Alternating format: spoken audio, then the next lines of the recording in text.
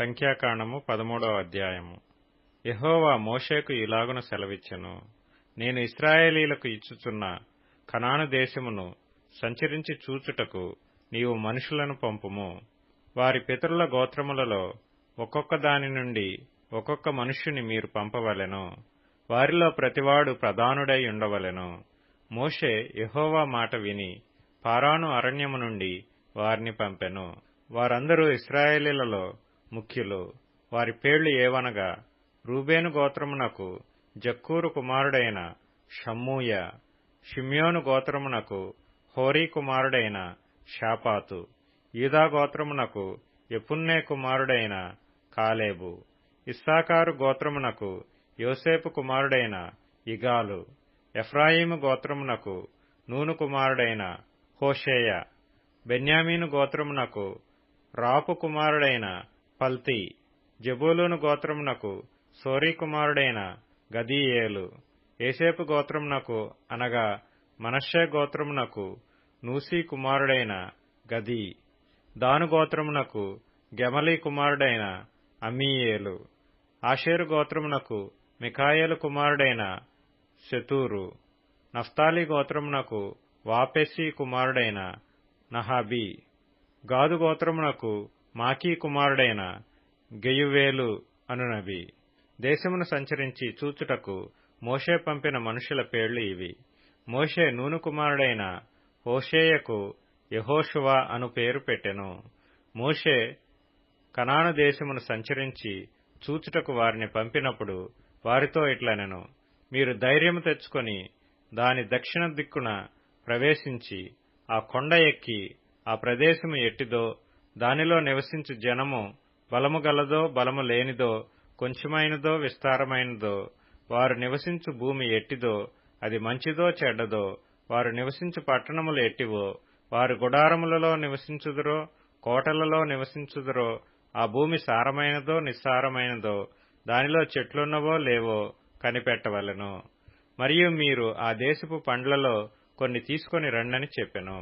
అది ద్రాక్షల ప్రథమ పక్వకాలము. కాబట్టి వారు వెళ్లి సీను అరణ్యం మొదలుకొని హమాతుకు పోవు మార్గముగా రెహోబు వరకు దేశ సంచారము చేసి చూచిరి. వారు దక్షిణ దిక్కున ప్రయాణము చేసి హెబ్రోనుకు వచ్చిరి. అక్కడ అనాకీయులు, అహీమాను, శేషయు, తల్మయు అనువారుండిరి. ఆ హెబ్రోను ఐగుప్తులోని సోయరు కంటే 7 ఏండ్లు ముందుగా కట్టబడెను. వారు ఎష్కోలు లోయలోనికి వచ్చి అక్కడ ఒక్క గెలగల ద్రాక్ష చెట్టు యొక్క కొమ్మను కోసి దండెతో ఇద్దరు మోసిరి. మరియు వారు కొన్ని దానిమ్మ పండ్లను కొన్ని అంజూరపు పండ్లను తెచ్చిరి. ఇశ్రాయేలీయులు అక్కడ కోసిన ద్రాక్ష గెలను బట్టి ఆ స్థలమునకు ఎష్కోలు లోయ అను పేరు పెట్టబడెను. వారు 40 దినములు ఆ దేశమును సంచరించి చూచి తిరిగి వచ్చిరి. అట్లు వారు వెళ్లి పారాను అరణ్యమందలి కాదేశులోనున్న మోషే అహరోనుల యొద్దకును ఇశ్రాయేలీల సర్వ సమాజమునొద్దకును వచ్చి వారికిని ఆ సర్వ సమాజమునకును సమాచారము తెలియచెప్పి ఆ దేశపు పండ్లను వారికి చూపించిరి. వారు అతనికి తెలియపరిచినదేమనగా, నీవు మమ్మను పంపిన దేశమునకు వెళితిమి. అది పాలు తేనెలు ప్రవహించు దేశమే. దాని పండ్లు ఇవి. అయితే ఆ దేశములో నివసించు జనులు బలవంతులు. వారి పట్టణములు ప్రాకారము గలవి. అవి మిక్కిలి గొప్పవి. మరియు అక్కడ అనాకీయులను చూచితిమి. అమాలేకీయులు దక్షిణ దేశములో నివసించుతున్నారు.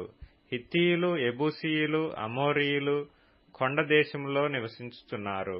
కనానీయులు సముద్రమునొద్దను యొర్దాను నదీ ప్రాంతములలోనూ నివసించుతున్నారని చెప్పిరి. కాలేబు మోషే ఎదుట జనులను నిమ్మళపరచి, మనము నిశ్చయముగా వెళ్ళుదుము, దాని స్వాధీనపరచుకొందుము, దాని జయించుటకు మన శక్తి చాలుననెను. అయితే అతనితో కూడా పోయిన ఆ మనుష్యులు, ఆ జనులు మనకంటే బలవంతులు, మనము వారి మీదికి పోజాలమనిరి.